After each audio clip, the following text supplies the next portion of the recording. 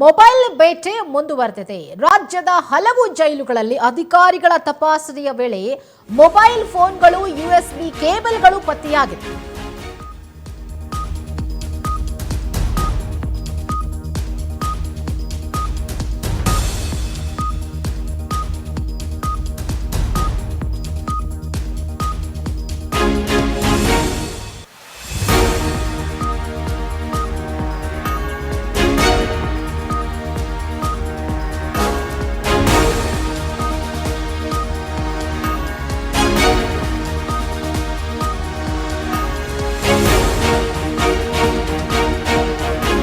ಜೈಲುಗಳಲ್ಲಿ mobile ಬೇಟೆ ಮುಂದುವರೆದಿದೆ. ರಾಜ್ಯದ ಹಲವು ಜೈಲುಗಳಲ್ಲಿ ಅಧಿಕಾರಿಗಳು ತಪಾಸಣೆ ನಡೆಸಿದ್ದಾರೆ. ಈ ಸಂದರ್ಭದಲ್ಲಿ ಮೊಬೈಲ್ ಫೋನ್ಗಳು, ಯುಎಸ್ಬಿ ಕೇಬಲ್ಗಳು ಪತ್ತೆಯಾಗಿದ್ದು, ಚಾರ್ಜರ್, ಸಿಮ್ ಕಾರ್ಡ್, ಗಾಂಜಾ ಪಾಕೆಟ್ಗಳು ಕೂಡ ಪತ್ತೆಯಾಗಿದೆ. ಹಾಗಿದ್ರೆ ಜೈಲುಗಳಲ್ಲಿ ಏನ್ ನಡೀತಾ ಇದೆ? ಯಾವುದೇ ರೀತಿ ಕಟ್ಟುನಿಟ್ಟಿನ ನಿಯಮಗಳಿಲ್ವಾ? ಜೈಲಧಿಕಾರಿಗಳ ಗಮನಕ್ಕೆ ಇದು ಬಂದಿಲ್ವಾ ಅನ್ನುವಂಥ ಪ್ರಶ್ನೆ ಬರುವುದು ಸಹಜ. ಆದರೆ ಹಲವು ಜೈಲುಗಳಲ್ಲಿ ಅಧಿಕಾರಿಗಳು ಅನುಮಾನದ ಮೇರೆಗೆ ಪರಿಶೀಲನೆ ನಡೆಸಿದಾಗ ಮೊಬೈಲ್ ಫೋನ್ಗಳು, USB cable, charger, SIM card, ganja packet ಇವೆಲ್ಲವೂ ಕೂಡ ಪತ್ತೆಯಾಗಿದೆ. ಬೆಂಗಳೂರಿನ ಪರಪ್ಪನ ಅಗ್ರಹಾರದಲ್ಲಿ ಯಾವಾಗ ಈ ಥರದ ಒಂದು ವಿಚಾರಗಳೆಲ್ಲವೂ ಬೆಳಕಿಗೆ ಬಂತು, ಆಗ ರಾಜ್ಯದ ಹಲವು ಜಿಲ್ಲೆಗಳಲ್ಲೂ ಕೂಡ ಒಂದು ಪರಿಶೀಲನೆ, ತಪಾಸಣೆಯನ್ನು ನಡೆಸಿದ್ದಾರೆ ಜೈಲಧಿಕಾರಿಗಳು. ಏನೇನು ನಡೀತಾ ಇದೆ ಜೈಲುಗಳಲ್ಲಿ ಅಂತ ಹೇಳಿ ವಿಚಾರಿಸಕ್ಕೆ ಹೋದಾಗ ಎಲ್ಲಾ ಥರದ ಒಂದು ವಸ್ತುಗಳು ಅಂದರೆ ಮೊಬೈಲ್ ಫೋನ್ಗಳನ್ನು ಕೈದಿಗಳು ಬಳಕೆ ಮಾಡ್ತಿದ್ದಾರೆ, ಪಾರ್ಟಿ ಮಾಡ್ತಿದ್ದಾರೆ, ಒಳಗಡೆ ಎಣ್ಣೆ ಹೋಗ್ತಾ ಇದೆ, ಗಾಂಜಾ ಸೇವನೆ ಮಾಡ್ತಿದ್ದಾರೆ ಕೈದಿಗಳು ಅಂತಂತ ಎಲ್ಲ ವಿಚಾರಗಳು ಇದೀಗ ಬೆಳಕಿಗೆ ಬಂದಿದೆ. ಒಂದು ರೀತಿ ಶಾಕಿಂಗ್ ವಿಚಾರ. ಎಲ್ಲೋಯ್ತಪ್ಪ ನಮ್ಮ ರಾಜ್ಯದ ಕಾನೂನು ಸುವ್ಯವಸ್ಥೆ ಗಟ್ಟಿಯಾಗಿಲ್ವಾ? ಜೈಲಿನಲ್ಲಿ ತಪ್ಪು ಮಾಡಿ ಹೋದಂಥವರಿಗೆ ಕಠಿಣ ಶಿಕ್ಷೆ ಕೊಟ್ಟು ಅವರ ಮನಸ್ಸನ್ನು ಪರಿವರ್ತನೆ ಮಾಡಿ ಹೊರಗಡೆ ಕರ್ಕೊಂಡು ಬರಬೇಕೇ ಹೊರತು ಈ ರೀತಿಯಾಗಿ ಚಟುವಟಿಕೆಗಳಿಗೆ ಅವಕಾಶ ನೀಡಲಾಗಿದೆಯಲ್ಲ ಅನ್ನುವಂಥ ಒಂದು ಬೇಸರ. ಜೊತೆಗೆ ಪರಪ್ಪನ ಅಗ್ರಹಾರದ ಜೈಲಿನಲ್ಲೂ 6 ಮೊಬೈಲ್ ಫೋನ್ಗಳು ಪತ್ತೆಯಾಗಿದೆ. ಮೈಸೂರು ಜೈಲಿನಲ್ಲಿ 6 ಗಾಂಜಾ ಪಾಕೆಟ್ ಪತ್ತೆಯಾಗಿದ್ರೆ, ಕಾರವಾರ ಜೈಲಿನಲ್ಲಿ 7 ಮೊಬೈಲ್ ಫೋನ್ಗಳು ಪತ್ತೆಯಾಗಿದೆ. ಕಾರವಾರ ಜೈಲಿನಲ್ಲಿ 4 ಬಂಧಿಗಳು ಗಲಾಟೆ ಮಾಡಿಕೊಂಡಿದ್ದಾರೆ. 4ರನ್ನ ಬೇರೆ ಬೇರೆ ಜೈಲಿಗೆ ಶಿಫ್ಟ್ ಮಾಡೋಕೆ ಇದೀಗ ಸೂಚನೆ ನೀಡಲಾಗಿದೆ. ಪರಪ್ಪನ ಅಗ್ರಹಾರ ಜೈಲಿನಲ್ಲೂ ಕೂಡ ಮತ್ತೆ 6 ಮೊಬೈಲ್ ಫೋನ್ಗಳು ಪತ್ತೆಯಾಗಿದೆ. ಹಾಗಿದ್ರೆ ಜೈಲು ಅಧಿಕಾರಿಗಳು ಏನ್ ಮಾಡ್ತಿದ್ದಾರೆ? ಆಲ್ರೆಡಿ ಒಂದ್ಸತಿ ದೊಡ್ಡ ಮಟ್ಟದಲ್ಲಿ ಸುದ್ದಿ ಆಯಿತು. ಪರಪ್ಪನ ಅಗ್ರಹಾರದಲ್ಲಿ ಮೊಬೈಲ್ ಫೋನ್ಗಳನ್ನು ಬಳಸ್ತಿದ್ದಾರೆ, ಗಾಂಜಾ ಬಳಸ್ತಿದ್ದಾರೆ, ಅದೆಲ್ಲವನ್ನ ಒಂದು ಬ್ರೇಕ್ ಹಾಕಬೇಕು, ಕಡಿವಾಣ ಹಾಕಬೇಕು ಅನ್ನುವಂಥ ನಿಟ್ಟಿನಲ್ಲಿ ಎಲ್ಲ ರೀತಿಯಾದಂಥ ಇನ್ಸ್ಟ್ರಕ್ಷನ್ ಅನ್ನ ನೀಡಲಾಗಿತ್ತು ಜೈಲಧಿಕಾರಿಗಳಿಗೆ. ಆದ್ರೂ ಕೂಡ ಪುನಃ ಇದೇ ರೀತಿಯಾದಂಥ ಪ್ರಕರಣಗಳು ಮರುಕಳಿಸ್ತಾ ಇದೆ. ಅಂದ್ರೆ ಏನರ್ಥ? ಕಾರವಾರ ಜೈಲಿನಲ್ಲಿ 7 ಮೊಬೈಲ್ ಫೋನ್ ಪತ್ತೆಯಾಗಿದೆ. ಮೈಸೂರು ಜೈಲಿನಲ್ಲಿ 6 ಗಾಂಜಾ ಪಾಕೆಟ್ ಪತ್ತೆಯಾಗಿದೆ. ಜೈಲೊಳಗೆ ಗಾಂಜಾ ಹೆಂಗೋಗತ್ತೆ? ಕಾರವಾರ ಜೈಲಿನಲ್ಲಿ 4 ಬಂಧಿಗಳು ಗಲಾಟೆ ಮಾಡಿಕೊಂಡಿದ್ದಾರೆ. ಅವರನ್ನ ಬೇರೆ ಜೈಲಿಗೆ ಶಿಫ್ಟ್ ಮಾಡೋಕೆ ಸೂಚನೆ ನೀಡಲಾಗಿದೆ. ಇದು ನಮ್ಮ ರಾಜ್ಯದ ಸೆರೆವಾಸವನ್ನ ಅನುಭವಿಸ್ತಾ ಇರುವಂತಹ ಕೈದಿಗಳಿಗೆ ಸಿಗ್ತಾ ಇರುವಂತಹ ಒಂದು ವಸ್ತುಗಳು. ಮೊಬೈಲ್ ಫೋನ್ ಯಾಕೆ ಅಂದ್ರೆ ಅವ್ರ ಕುಟುಂಬದವ್ರ ಜೊತೆ ಮಾತನಾಡಕ್ಕೆ, ಅದಕ್ಕೆಲ್ಲ ಪರ್ಮಿಷನ್ ಇರುತ್ತೆ. ಹೊರಗಡೆ ಮಾತನಾಡಕ್ಕೆ ಪರ್ಮಿಷನ್ ಎಲ್ಲ ಕೊಡ್ತಾರೆ. ಅವ್ರ ಕುಟುಂಬದವ್ರು ಬಂದು ಮಾತಾಡ್ಕೊಂಡು ಹೋಗ್ತಾರೆ.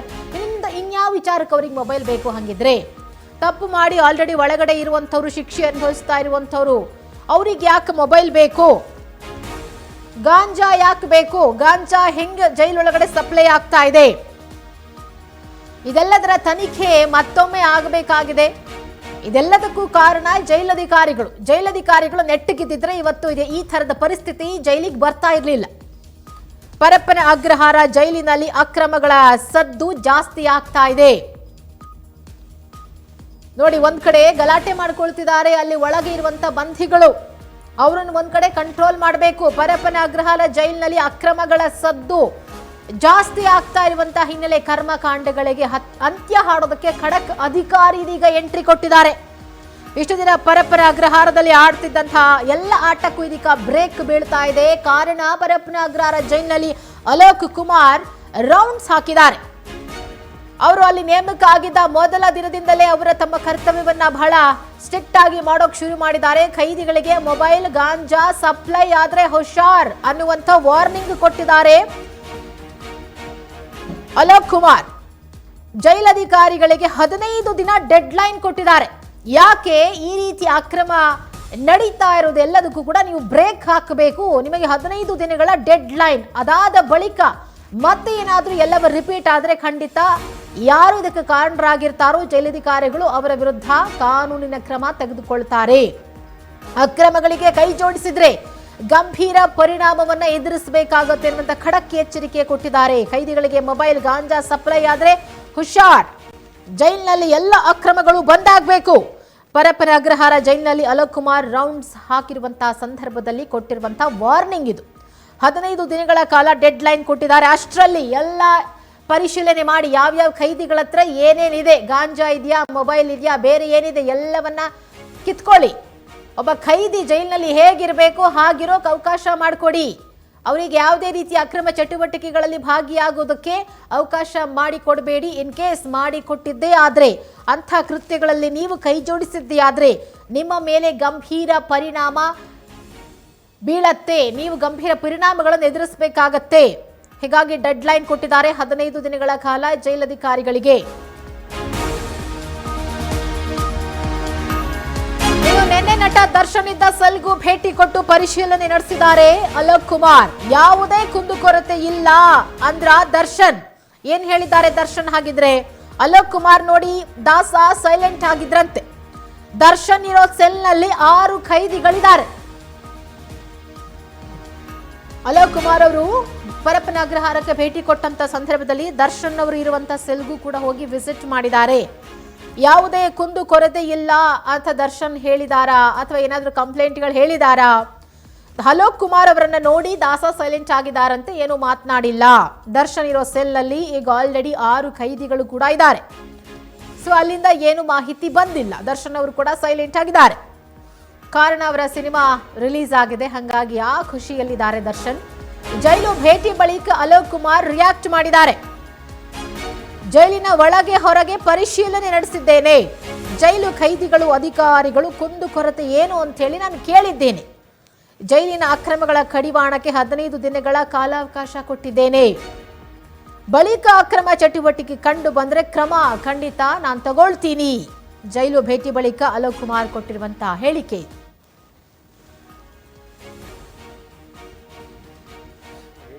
ನಾವು ಅಷ್ಟೇ ಕೇಳಿದ್ವಿ, ಅವ್ರದ್ದು ಡೇಟ್ಸ್ ಏನಿದೆ, ಹಿಯರಿಂಗ್ ಟ್ರಯಲ್ ಆಗ್ತಾ ಇದೆಯಾ, ಅದರ ಬಗ್ಗೆ ಏನು ಸಮಸ್ಯೆ ಇದೆ, ಅವರು ಯಾರಿಗೇನು ಸಮಸ್ಯೆ ಇಲ್ಲ, 6 ಜನ ಇದ್ದಾರೆ ಇದರಲ್ಲಿ. ಆನಂತರ 17ನೇ ತಾರೀಕಿಗೆ ಅವ್ರದ್ದು ಬಹುಶಃ ನೆಕ್ಸ್ಟ್ ಡೇಟ್ ಹಿಯರಿಂಗ್ ಇದೆ. ಹಿಂದಿನ ತಿಂಗಳ ಅದು 6ನೇ ತಾರೀಕು ಒಂದು ಬಹುಶಃ ಹಿಯರಿಂಗ್ ಆಗಿದೆ. ಸೊ ಅವ್ರದ್ದು ಹಿಯರಿಂಗ್ ಏನಿದೆ ಅದು ಕೇಸ್ ನಡೀತಾ ಇದೆ. ಅವ್ರು ಏನು ಕುಂದುಕೊರತೆ ನಮಗೇನು ಹೇಳಿಲ್ಲ, ನಾವು ಅಷ್ಟೇ ಕೇಳಿದ್ವಿ, ಅವ್ರದ್ದು ಡೇಟ್ಸ್ ಏನಿದೆ, ಹಿಯರಿಂಗ್ ಟ್ರಯಲ್ ಆಗ್ತಾ ಇದೆಯಾ, ಅದರ ಬಗ್ಗೆ ಏನು ಸಮಸ್ಯೆ ಇದೆ, ಅವರು ಯಾರಿಗೇನು ಸಮಸ್ಯೆ ಇಲ್ಲ, 6 ಜನ ಇದ್ದಾರೆ ಇದರಲ್ಲಿ. ಆನಂತರ 17ನೇ ತಾರೀಕಿಗೆ ಅವ್ರದ್ದು ಬಹುಶಃ ನೆಕ್ಸ್ಟ್ ಡೇಟ್ ಹಿಯರಿಂಗ್ ಇದೆ. ಹಿಂದಿನ ತಿಂಗಳ ಅದು 6ನೇ ತಾರೀಕು ಒಂದು ಬಹುಶಃ ಹಿಯರಿಂಗ್ ಆಗಿದೆ. ಸೊ ಅವ್ರದ್ದು ಹಿಯರಿಂಗ್ ಏನಿದೆ ಅದು ಕೇಸ್ ನಡೀತಾ ಇದೆ. ಅವ್ರು ಏನು ಕುಂದುಕೊರತೆ ನಮಗೇನು ಹೇಳಿಲ್ಲ, ನಾವು ಅಷ್ಟೇ ಕೇಳಿದ್ವಿ, ಅವ್ರದ್ದು ಡೇಟ್ಸ್ ಏನಿದೆ, ಹಿಯರಿಂಗ್ ಟ್ರಯಲ್ ಆಗ್ತಾ ಇದೆಯಾ, ಅದರ ಬಗ್ಗೆ ಏನು ಸಮಸ್ಯೆ ಇದೆ, ಅವರು ಯಾರಿಗೇನು ಸಮಸ್ಯೆ ಇಲ್ಲ, 6 ಜನ ಇದ್ದಾರೆ ಇದರಲ್ಲಿ. ಆನಂತರ 17ನೇ ತಾರೀಕಿಗೆ ಅವ್ರದ್ದು ಬಹುಶಃ ನೆಕ್ಸ್ಟ್ ಡೇಟ್ ಹಿಯರಿಂಗ್ ಇದೆ. ಹಿಂದಿನ ತಿಂಗಳ ಅದು 6ನೇ ತಾರೀಕು ಒಂದು ಬಹುಶಃ ಹಿಯರಿಂಗ್ ಆಗಿದೆ. ಸೊ ಅವ್ರದ್ದು ಹಿಯರಿಂಗ್ ಇವಾಗ ಮತ್ತಷ್ಟು ಡೀಟೇಲ್ಸ್ ಕೊಡ್ತಾರೆ ನಮ್ಮ ರಿಪೋರ್ಟರ್ ಜೋಯಲ್ ದೂರವಾಣಿ ಸಂಪರ್ಕದಲ್ಲಿದ್ದಾರೆ. ಸರ್ ಜೋಯಲ್, ಈಗ ಹೊಸದಾಗಿ ನೇಮಕವಾಗಿರುವಂತಹ IDGP ಅಲೋಕ್ ಕುಮಾರ್ ಅವರು ಜೈಲಿಗೆ ರೌಂಡ್ಸ್ ಹಾಕಿದ್ದಾರೆ. ಸೊ ರೌಂಡ್ಸ್ ಹಾಕಿದಂತ ಸಂದರ್ಭಗಳಲ್ಲಿ ಅವರು ಕಣ್ಣಿಗೆ ಏನು ಬಿದ್ದಿದ್ದು, ಜೊತೆಗೆ ಅಧಿಕಾರಿಗಳಿಗೆ ಯಾವ ರೀತಿ ಎಚ್ಚರಿಕೆ ಕೊಟ್ಟಿದ್ದಾರೆ ಅಂತ ಹೇಳಿ.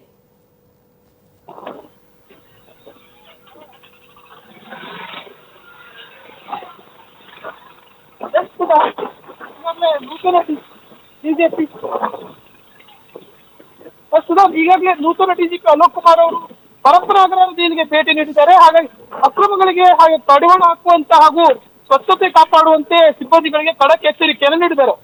ಕೈದಿಗಳ ಊಟ, ವಸತಿ ಬಗ್ಗೆ ವಿಚಾರಿಸಿದ ಅವರು ಮೊಬೈಲ್ ಬಳಕೆ, ಹಾಗೇನೆ ಗಾಂಜಾ, ಬಿಡಿ, ಸಿಗರೇಟ್, ಹಾಗೇನೆ ಮುಂತಾದ ಅಕ್ರಮ ಚಟುವಟಿಕೆಗಳಿಗೆ ತಕ್ಷಣವೇ ಅಂದ್ರೆ ಬ್ರೇಕ್ ಬೀಳಬೇಕು ಅನ್ನುವಂತಹ ಖಡಕ್ ಮಾಹಿತಿಯನ್ನ ನೀಡಿದ್ದಾರೆ. ಈಗಾಗಲೇ ಏನು ರಾಜ್ಯದ ಜೈಲುಗಳ ಅಕ್ರಮಗಳ ಬಗ್ಗೆ ಹಾಗೇನೆ ಕೈದಿಗಳಿಗೆ ರಾಜಾತಿಥ್ಯವನ್ನ ವಿಚಾರವಾಗಿ ಹಾದಿ ಬೀದಿಯಲ್ಲಿ ಚರ್ಚೆ ಆಗ್ತಾ ಇರುವಂತ ವಿಚಾರ ಆಗ್ಬಿಟ್ಟಿದೆ. ಆ ನಿಟ್ಟಿನಲ್ಲಿ ಅಲೋಕ್ ಕುಮಾರ್ ಅವರು ಕಾರಾಗೃಹ ಇಲಾಖೆಯ DGP ಆಗಿ ಏನು ಅಧಿಕಾರ ವಹಿಸಿಕೊಂಡ ಬೆನ್ನಲ್ಲೇ ಪರಪ್ಪನ ಅಗ್ರಹಾರ ಜೈಲಿಗೆ ಖುದ್ದು ಭೇಟಿಯನ್ನು ಕೊಟ್ಟು ಏನು ವಸ್ತುಸ್ಥಿತಿಯನ್ನು ಪ್ರಯತ್ನವನ್ನ ಮಾಡಿದ್ದಾರೆ. ಸೊ ಈ ಒಂದು ವಿಚಾರ ಈಗ ಮಹತ್ವವನ್ನು ಪಡ್ಕೊಂಡಿದೆ. ತಮ್ಮ ಮೊದಲ ಭೇಟಿಯಲ್ಲಿ ಈಗಾಗಲೇ ಅಲೋಕ್ ಕುಮಾರ್ ಅವರು ಜೈಲಿನ ಅಕ್ರಮಗಳ ಬಗ್ಗೆ ಗಮನ ಹರಿಸಿದ್ದಾರೆ. ಎಲ್ಲವೂ ಕೂಡ ಬಂದಾಗಬೇಕು ಅನ್ನುವಂತ ಒಂದು ಖಡಕ್ ಸೂಚನೆಯನ್ನು ಅವರು ಕೊಟ್ಟಿದ್ದಾರೆ. ಅಕ್ರಮಗಳಿಗೆ ಕೈ ಜೋಡಿಸಿದರೆ ಗಂಭೀರವಾದಂತಹ ಪರಿಣಾಮ ಎದುರಿಸಬೇಕಾಗುತ್ತೆ ಅನ್ನುವಂತಹ ಎಚ್ಚರಿಕೆಯನ್ನ ಕೂಡ ಅಧಿಕಾರಿಗಳಿಗೆ ಅವರು ಈಗಾಗಲೇ ನೀಡಿರುವಂತದ್ದು. ಜೈಲಿನ ಪ್ರವೇಶ ಭಾಗದ ಚೆಕ್ ಪೋಸ್ಟ್ ಬಳಿ ಏನು ಪರಿಶೀಲನೆ ನಡೆಸಂತ ಅವರು ಒಂದಷ್ಟು ಸ್ವಚ್ಛತೆ ಜೈಲಿಗೆ ಯಾವುದೇ ವಾಹನ ಬಂದರೂ ಕೂಡ ಚೆಕ್ ಪೋಸ್ಟ್ ನಲ್ಲಿ ತಡೆದು ಅದನ್ನ ಪರಿಶೀಲನೆ ಮಾಡಬೇಕು, ನಂತರ ಅಷ್ಟೇ ಪ್ರವೇಶವನ್ನ ಕಲ್ಪಿಸಬೇಕು ಅನ್ನುವಂತಹ ವಿಚಾರವನ್ನು ಕೂಡ ಸಿಬ್ಬಂದಿಗಳಿಗೆ ಒಂದು ವಿಚಾರವನ್ನ ರವಾನೆ ಮಾಡಿರುವಂತದ್ದು.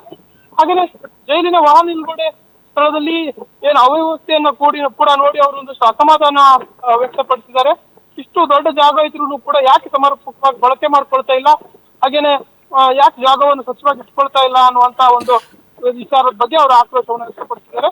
ಹಾಗೇನೆ ಈ ಎಲ್ಲ ಏನು ವಿಚಾರಗಳು ಕೂಡ ಅಂದ್ರೆ ಬಂದ್ ಆಗ್ಬೇಕು. ಜೈಲಿನ ಪ್ರತಿ ಬ್ಯಾರಕ್ಗಳಿಗೂ ಕೂಡ ಅವರು ಭೇಟಿ ಕೊಟ್ಟು ಒಂದಷ್ಟು ಕೈದಿಗಳಿಂದಲೂ ಕೂಡ ಮಾಹಿತಿಯನ್ನ ಸಂಗ್ರಹ ಮಾಡಿದ್ದಾರೆ. ಊಟ ತಿಂಡಿ, ಶೌಚಾಲಯ ವ್ಯವಸ್ಥೆ ಈ ಬಗ್ಗೆ ಕೈದಿಗಳಿಗೆ ಅವರು ಪ್ರಶ್ನೆಯನ್ನ ಕೇಳಿ ಮಾಹಿತಿಯನ್ನ ಪಡ್ಕೊಂಡಿದ್ದಾರೆ. ಓಕೆ, ಥ್ಯಾಂಕ್ ಯು ನಿಮ್ಮೆಲ್ಲ ಡೀಟೇಲ್ಸ್ಗಾಗಿ ಜೋಯಲ್.